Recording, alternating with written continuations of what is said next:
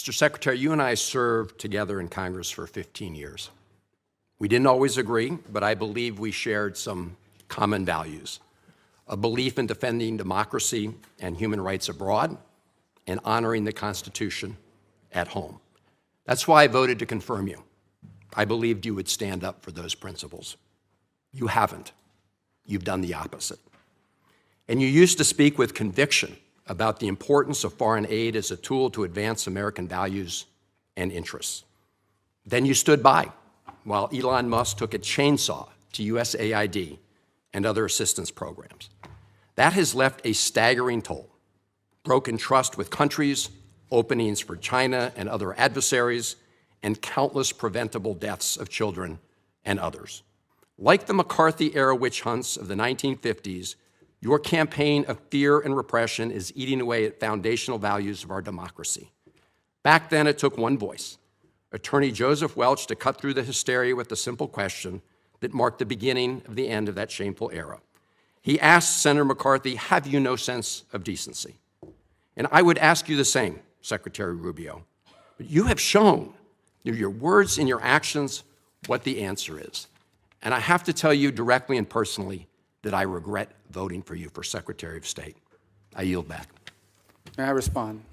You may sit. Well, first of all, your regret for voting for me confirms I'm doing a good job, based on what I know. Well, that's about just your a record and flippant what you statement, stand Mr. for. Secretary. Can I respond, Mr. Chairman? You may. I didn't ask a Senator, question. please let the Secretary have I'd be the floor. happy to, but then I can respond to his Your response. time's up, Senator, and willfully used, I might add. Well- Your remarks do not represent the view of this committee. Well, Mr. Chairman- Secretary, please. Well, I'd like to. I can't respond to everything he said because much of these are untrue, but I'll go through a few. First of all, I'm actually very proud of the work we've done with USAID. For example, I don't regret cutting $10 million for male circumcisions in Mozambique. I don't know how that makes us stronger and more prosperous as a nation. I raised don't regret Sudan, Mr. psychosocial support services. I raised USAID. Sudan, Mr. Secretary. Can I not respond? Mozambique. What's up, everybody? Major Retired Richard Ojeda here. And what happens when a U.S. Senator walks into a hearing with a spine, a memory, and a damn moral compass? You get a moment that punches through the noise and hits like a thunderclap. We spent $14 million for social cohesion in Mali, whatever the hell that means. So I can go on and on. I got the list here, and there's more. I didn't even bring the whole list. In the case of El Salvador, absolutely. Absolutely. We deported gang members, including the one you had a margarita with. And that guy is a human trafficker, and that guy is a gangbanger, and the evidence is going to be clear. In the days to come, you're going to see who you went to look, defend. I'm sorry, please, Mr. Chairman. Secretary No. Rubio has the floor. Mr. Chairman, he can't make unsubstantiated Senator, comments like that. Secretary Rubio has the floor. You had Secretary your time. Rubio should take that testimony to the federal court in the Senator- United States because Well, he hasn't done it under oath. Senator Chris Van Hollen didn't just show up. He showed the hell out. He looked Marco Rubio dead in the face and dropped the same line that helped end the reign of Joseph McCarthy back in 1954. Have you no sense of decency? And right there, a Senate Foreign Relations hearing turned into a moral beatdown. The Supreme Court, in a 9-0 decision, instructed you to facilitate the return to the United States of Abrego Garcia, who the administration admitted was wrongfully deported to El Salvador. Your response? You've openly flouted judicial orders. When asked whether you have been in touch with El Salvador to return Abrego Garcia, you boasted, quote, "I would never tell you that. And you know who else I would never tell? A judge." Clearly, you don't care about the Fifth Amendment right to due process, and you don't care about the First Amendment either, since you've been very busy snatching students off of college campuses for exercising their right to free speech. Rubio, now somehow Secretary of State, spent his time bragging about deporting college students for speaking out, cutting food aid to starving kids in Sudan, and playing footsie with dictators, all while wearing that smug little smirk like it makes him look tough. But Van Hollen brought the receipts. He brought the backbone. He brought the truth. This wasn't a debate. This was one man standing up for the Constitution and one spineless worm squirming under the lights. About the student visas, let me say this. I don't deport anybody, and I don't snatch anybody. The State Department does not have officers in the street snatching everybody. What I do is revoke visas, and it's very simple. A visa is not a right. It is a privilege. People apply for student visas to come into the United States and study. And if you tell me that you're coming to the United States to lead campus crusades, to take over libraries and try to burn down buildings and acts of violence, we're not going to give you a visa. Is that what Ms. Ozturk did? We're not going to give you a visa. Is that what she And if did? you do Come that- on, Mr. Secretary. And every single You're one of just these blowing cases, the smoke factors here are now. different. Senator- The bottom line is, if you're Senator, coming here to we- stir up trouble on our campuses, we will deny you a visa. And if you Does have the a First visa Amendment and we find apply you, to we'll people revoke living in it. the United And States? we're going to do more. There are more coming. We're going to continue to revoke the visas of people who are here as guests and are disrupting our higher education facilities. People are paying money. These kids pay money to go to school, and they have to walk through Writing a bunch an of op-ed lunatics to the who are tough here on newspapers student visas. disrupting the Simple foreign as policy of the that. United I want to States? do more. I hope we can That's find more of these people. pathetic, Mr. In fact, the other Secretary. day, some guys led a riot. I forgot what university it was, and I asked, please, can you find the arrest records of all the people that were arrested at that riot at that campus? Because if any of them have a visa, we're going to revoke I it. feel so much safer All right, when you let's, lock up people like Ms. Ozturk, Mr. Secretary. We've had enough time on the subject. Thank you very much. So here's the scene. Rubio's sitting there behind this little nameplate that says the Honorable Marco Rubio, and I swear to you, I almost threw up a little bit in my mouth.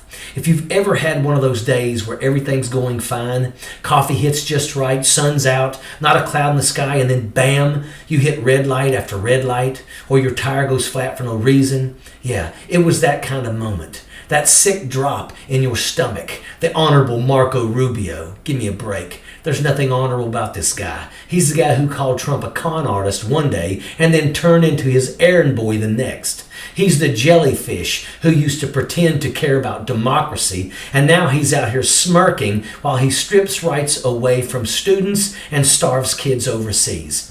Just sitting there, smug as ever, like the rules don't apply to him. And you just know, deep down, that nothing coming out of his mouth is going to resemble the truth.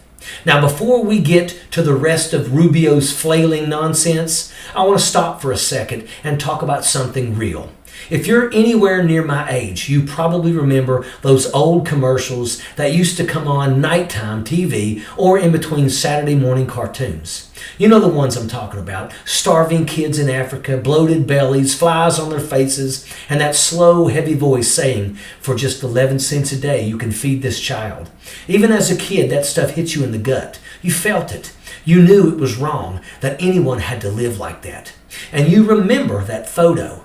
Maybe you saw it online. A woman giving a tiny, starving boy a drink of water and a candy bar. You could see the pain in that child's eyes. That kind of suffering sticks with you. So now, fast forward to today, and what do we have? 2 million people in Sudan starving. USAID had food ready, had vaccines ready, had programs to keep people alive, and Rubio, teaming up with Elon Musk, calls it a fraud, waste, and abuse. They let the food rot. They shut down kitchens. They cut off medicine. Why? Because they'd rather score political points than save a life. And then they have the audacity to brag about it. Rubio's sitting there with that smug little grin, talking about some YouTube channel like that's the threat to American democracy. And while they're letting black children starve in Sudan, what's Rubio out here actually doing?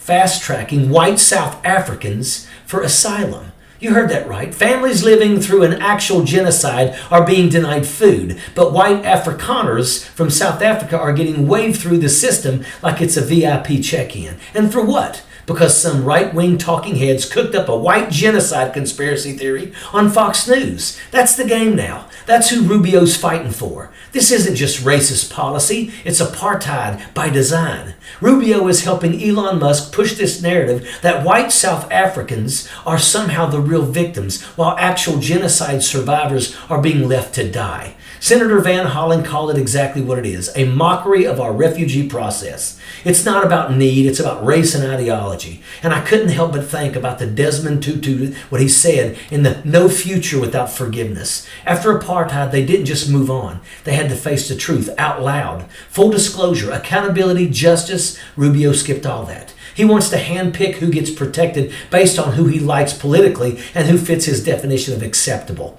That's not policy. That's modern-day segregation dressed up in a suit and a tie. And just when you thought Rubio couldn't make a bigger ass of himself, he hits us with the margarita moment. Rubio's sitting there trying to justify these detentions and deportations by talking about how some guy he deported had a margarita with Senator Van Hollen.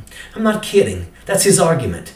This is straight up character assassination with a twist of line. No charges, no trial, just guilt by drink order. And then he throws in some line about human trafficking, as if tossing out scary words with no evidence somehow makes it okay. That's what Rubio is doing here, turning due process into a joke, making threats sound like facts, using fear to cover for cruelty. Senator Van Hollen tried to push back, tried to call him out, and what happened? The chairman cut him off. Rubio gets the floor to spew margarita conspiracies, but the guy standing up for civil rights gets shut down. That's right there. That right there tells you everything that you need to know about who this system protects and who this system punishes. And then it happens. Van Hollen was finished with the nonsense, and you can feel it in the room. This isn't just another senator giving his 2 cents. This is a man who's had enough. No theatrics, no yelling, just cold, precise fury. He lays it all out. Student visas yanked for writing op-eds. Kids thrown in detention for speaking their minds. Legal residents ambushed at citizenship appointments. A federal judge even said it. Our nation has seen times like this before. He said, and then he meant McCarthy. He meant the Red Scare.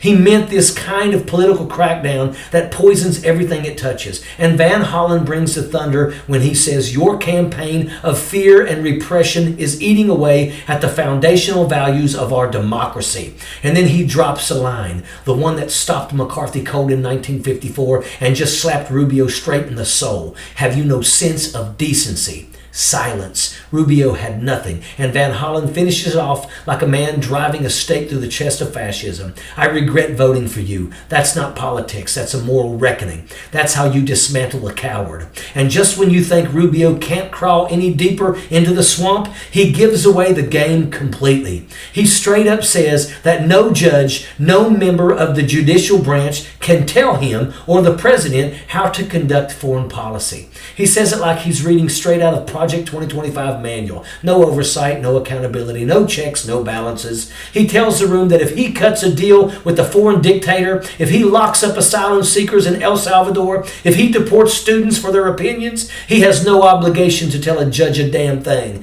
None. Think about that. That's not just dangerous. It's openly authoritarian. And here's the kicker. This is the same party that spent the last 5 years screaming about Hunter Biden's laptop and Joe Biden's phone calls, about foreign deals and secret backdoor diplomacy. They demanded investigations. They demanded hearings. But now that their guy's in charge, suddenly the rules don't matter. Suddenly transparency's optional. Suddenly the courts should just stay out of it. This is how democracy dies, when the people in charge stop pretending they're accountable to anyone. Rubio didn't defend the Constitution in that moment. He declared war on it. So let's bring it back around. One man that was in that hearing had a spine, Senator Chris Van Hollen. And one man walked in with nothing but a nameplate and a smirk. Marco Rubio did not just fail to answer a question. He confirmed it. Have you no sense of decency? No, he doesn't. He has no decency, no conscience, no courage. He threw starving children under the bus, fast-tracked white nationalists through the refugee system, detained students for speaking their minds, and tried to erase the judicial branch from existence, all while blabbering about margaritas and cat videos. This wasn't a policy discussion. This was the 1950s all over again. This was McCarthyism, reborn with a MAGA tie and Musk's money behind it. The Red Scare is back, and Rubio's running it like it's his own damn franchise. So if history remembers anything from that hearing, let it be this. Van Hollen stood up and said what needed to be said, and Rubio proved on record, on camera, for all time that he's nothing but a spineless, self-serving, bootlicking, Constitution-shredding coward. He'll never live that moment down, and damn right he shouldn't, and that is an absolute fact. Sappers clear the way, airborne all the way.